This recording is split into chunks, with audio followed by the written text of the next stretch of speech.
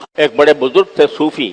اب کوئی ان کا جتنے لوگ بزرگ ہوتے ہیں ان کے کچھ مخالف بھی ہو جاتے ہیں. تو ایک مخالف نے ان بزرگ کے بارے میں یہ کہا کہ تم تو کتے سے بھی بدتر ہو. منہ پر کہہ دیا کہ تم کتے سے بھی بدتر ہو. تو جواب میں ان بزرگ نے کہا کہ بھائی ابھی مجھے پتہ نہیں ہے کہ میں کتے سے بدتر ہوں یا نہیں ہوں. ابھی مجھے پتہ نہیں. اگر اللہ تبارک و تعالیٰ نے مجھے جہنم سے محفوظ کر لیا اور جنت میں داخل کر دیا اس وقت تو مجھے پتہ چلے گا کہ میں کتے سے بہتر ہوں. لیکن اگر اللہ تعالیٰ نے کہیں پکڑ کر لی تو یقیناً میں کتے سے بدتر ہوں. مجھے کیا پتا کہ اللہ تبارک و تعالیٰ نے میرے بارے میں کیا فیصلہ کر رکھا ہے. لہذا تم جو کہہ رہے ہو کتے سے بدتر ہوں، ہو سکتا ہے ہوں کتے سے بدتر، اس واسطے کہ پتہ نہیں اللہ تعالیٰ نے میرے ساتھ کیا معاملہ فرمانا ہے اور کیا فیصلہ کر رکھا ہے. تو جب کوئی اتنا بڑا بزرگ آدمی جو عابد ہے، زاہد ہے، لوگ اس کے پاس رجوع کرتے ہیں، لوگ اس سے ہدایت حاصل کرتے ہیں، وہ بھی یہ کہہ رہا ہے کہ میں کتے سے بھی بدتر ہونے کا احتمال رکھتا ہوں. ہو سکتا ہے کتا مجھ سے بہتر ہو، کیونکہ اگر مجھے جہنم میں داخل کر دیا گیا العیاذ باللہ تو یقیناً کتا مجھ سے بہتر ہے کہ اس کو جہنم میں داخل ہونے کا کوئی خطرہ نہیں. لہذا ہر مسلمان کو دوسرے مسلمان کے بارے میں کبھی بھی یہ خیال نہ آنا چاہیے کہ میں اس سے افضل ہوں، علم میں افضل ہوں. ارے کیا پتا تم پیچھے رہ جاؤ اور وہ کم علم والا آدمی وہ تم سے آگے نکل جائے.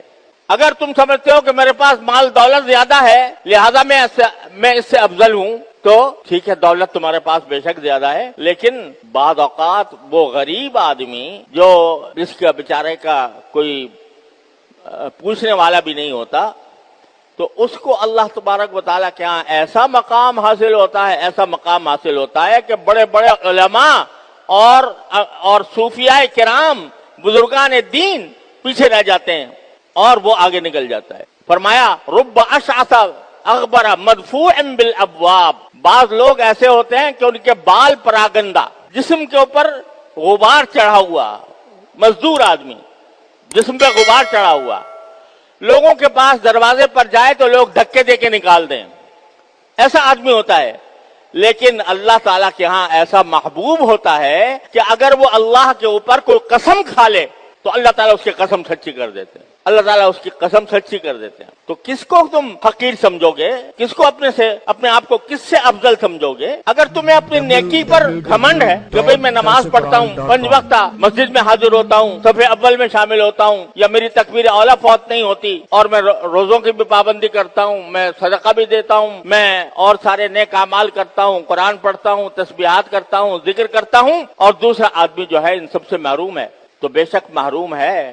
اس کے لیے دعا کرو کہ اللہ تعالیٰ اس کو اس مشکل سے نکال دے. لیکن اپنے آپ کو اس سے افضل سمجھنا یہ انتہائی خطرناک بات ہے. یعنی ایک نمازی بے نمازی کو حقیر سمجھے، ذلیل سمجھے اور اپنے آپ کو اس سے افضل سمجھے، اس کا بھی کوئی حق نہیں. کیا پتا انجام اس کا بہتر ہونے والا ہے یا تمہارا بہتر ہونے والا ہے. حدیث میں ایک بڑی خطرناک بات ہے جو رسول کریم صلی اللہ علیہ وسلم نے ارشاد فرمائی کہ بعض لوگ ایسے ہوتے ہیں کہ ساری زندگی ان کی نیک اعمال میں گزری اور ان کے اور جنت کے درمیان بالکل تھوڑا سا فاصلہ رہ گیا، لیکن اللہ بچائے بعد میں آخر میں ان کے حالات میں ایسا انقلاب آیا کہ وہ آخر میں جا کر بے دین ہو گئے اور ملحد ہو گئے، اور اس کے نتیجے میں جب خاتمہ ہوا تو خاتمہ ایمان پر نہیں ہوا. اور بہت سے ایسے ہوتے ہیں کہ ساری زندگی غفلتوں میں گزری، گناہوں میں گزری، بدعمالیوں میں گزری، لیکن جب موت کا وقت قریب آنے لگا اللہ نے توبہ کی توفیق بخشی، توبہ کی توفیق ہو گئی